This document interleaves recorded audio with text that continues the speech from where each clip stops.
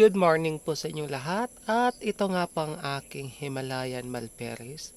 Tinanggalan po natin ng mga dahon kaya eto may mga bago po siyang tubo kasama ng kanyang mga bulaklak na ang kanyang mga bunga. Yan.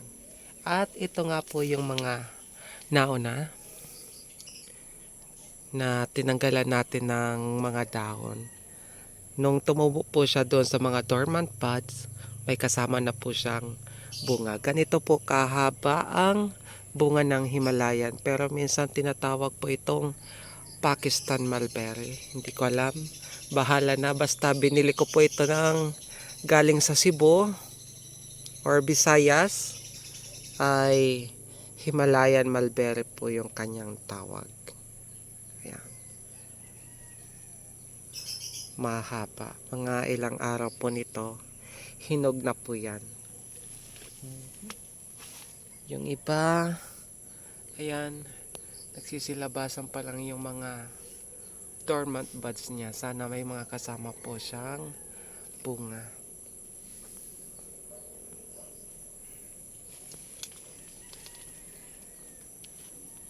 Ang cute-cute niya.